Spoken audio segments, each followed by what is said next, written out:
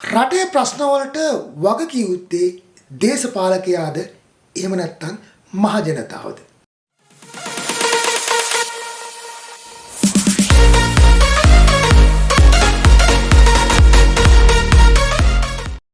අපේ රටේ ප්‍රශ්නයක් ඇති වුණාම මුලින්ම ඇඟිල්ල දික් කරන්නේ දේශපාලකයන්ට. ඒක සාධාරණයි. මොකද රට පාලනය කරන්නේ තීරණය ගන්නේ ඔවුන්. නීති හදන්නේ ඔවුන්. හැබැයි ඒකෙන් ජනතාවගේ වගකීම සම්පූර්ණ ඉවත් වෙන්නේ නැහැ. මොකද ප්‍රජාතන්ත්‍රවාදයක දේශපාලකයා බලයට පත් කරන්නේ ජනතාවමයි. අද අපේ රටේ තියෙන ලොකුම ප්‍රශ්නයක් තමයි දේශපාලනය ගැන හිතන විදිය. බොහෝ දෙනෙක් දේශපාලන සිදුවීමක් දිහා බලන්නේ හරිද වැරදිද කියලා නෙමෙයි. Taman කැමති පක්ෂයට වාසියක්ද අවාසියක්ද කියන කෝණයෙන්. තමන්ගේ පක්ෂය කරපු දේ හරි විරුද්ධ පක්ෂය කරපු දේ වැරදි මේ මානසිකත්වයේ දශක ගණනාවක් තිස්සේ අපේ සමාජය ඇතුලේ වර්ධනය වෙලා තියෙනවා. දේශපාලකයෝ මේ දේ හොඳට දන්නවා. ඒ නිසා ඔවුන් ජනතාවට සත්‍ය කියනවට වඩා ජනතාව අහන්න කැමති දේ කියනවා. මැතිවරණ කාලේ ආවම අහසින් පොළොවට වගේ පොරොන්දු දෙනවා. බදු අඩු කරනවා කියනවා. ජීවන වියදම අඩු කරනවා කියනවා. රැකියා ලක්ෂ ගණන් දෙනවා කියනවා. ඉන්ධන මිල අඩු කරනවා කියනවා. මාස කිහිපයකින් රට ගොඩ දානවා කියනවා.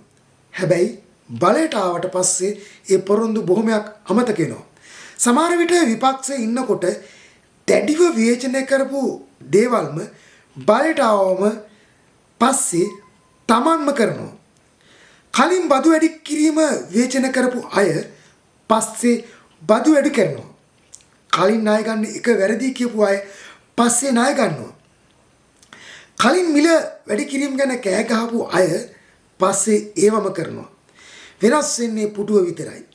තර්කයක් නිදහසට කරුණුත් වෙනස් වෙනවා. මෙතන වැරද්ද දේශපාලකයාගේ විතරක්ද? නැහැ. මොකද මේ බොරු පොරොන්දු නැවත නැවතත් විශ්වාස කරන්නේ ජනතාවමයි. එකම දේශපාලඥයා අවුරුදු ගණනාවක් එකම කතාව කියලා එකම පොරොන්දු දීලා ඒවා ඉටු නොකර නැවතත් ඒවා කියනකොට සමහර අය ඒවා විශ්වාස කරනවා. ඊටත් වඩා භයානක දේ තමයි පොරොන්දු කඩ කළත් ඒවට නිදහසට කරුණු හොයලා දෙන පිරිසක් සමාජයේ ඉන්න එක. අද සමාජ මාධ්‍යවල බලන්න දේශපාලඥයෙක් පැහැදිලිවම වැරද්දක් කරලා තිබුණත් ඒක සාධාරණීකරණය කරන්න පිරිසක් ඉන්නවා.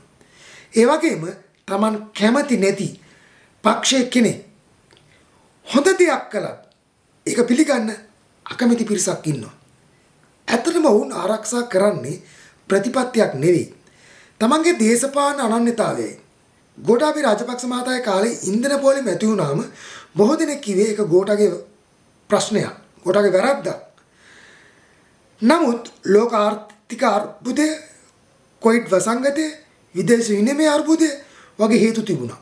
ඒව ගැන කතා කරන කවුරුවත් කැමති වුණේ නැහැ. අද ඉන්ධන මිල වැඩි වුණොත් සමහර අය කියනවා අමුතෙල් මිල වැඩි වීම නිසා කියලා. ජාත්‍යන්තර වෙළඳපොලේ බලපෑමක් කියලා. එතකොට ලෝක තත්ත්වයක් ගැන කතා කරනවා. නමුත් ඒ තර්කයම කලින් භාවිතා කළේ නැහැ. මෙතනින් පේන්නේ අපි ප්‍රශ්නය විනිශ්චය කරන්නේ එකම මිනුම්දට්ටකින් නෙවෙයි කියන එක. අපි බලන්නේ කවුද කරන්නේ කියලා. මොකද කරන්නේ කියලා නෙවෙයි.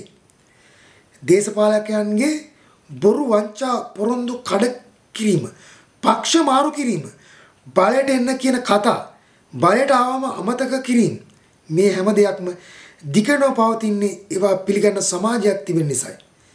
ජනතාව හැම අවස්ථාවකම ප්‍රශ්න අහනවා නම් පොරොන්දු මතක් කරනවා නම් එකම මිනුම් දණ්ඩකින් සියලු දේශපාලකයන්ම මැන බලනවා නම් දේශපාලකයන්ටත් වෙනස් වෙන්න වෙනවා.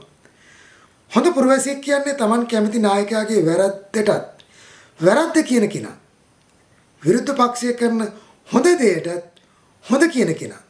Tamanගේ පක්ෂය කියන නිසා බොරුවක් ඇත්තත් කරන්නේ නැති කෙනා. දේශපාලඥයෙක් කියන දේ අන්ධව විශ්වාස නොකර ඒක ඇත්තක්ද කියලා අහන කෙනා.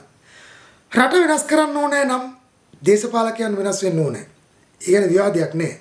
හැබැයි ඊට කලින් වෙනස් වෙන්න ඕන ජනතාවගේ චින්තනය. මොකද අද ඉන්න දේශපාලකයෝ බිහි කරලා තියෙන්නේ මේ සමාජයමයි. ඒ නිසා අවසානයේ ප්‍රශ්නේ මෙච්චරයි. අපි තවදුරටත් දේශපාලකයන් කියන හැම දෙයක්ම විශ්වාස කරන, ඔවුන්ගේ බොරු සාධාරණීකරණය කරන, තමන්ගේ පක්ෂය වෙනුවෙන් සත්‍යයක් අතහැර දමන ජනතාවක් වෙලා ඉන්නවාද? නැත්නම් කවුරු බලයේ හිටියත් එකම මිනුම් දණ්ඩකින් ඕව නිශ්චය කරන, පොරොන්දු මතක් කරන, බොරු ප්‍රතික්ෂේප කරන, වගකීමෙන් ප්‍රශ්න කරන පුරවැසියන් බවට පත් වෙනවාද? රටේ අනාගතය තීරණය වෙන්නේ දේශපාලඥයන්ගේ පිළිතුරෙන් නොව ජනතාවගේ පිළිතුරෙන්. ජනතාව වෙනස් නොවන තාක් දේශපාලකයන් වෙනස් වුණත් ප්‍රතිඵල වෙනස් වෙන්නේ නැහැ.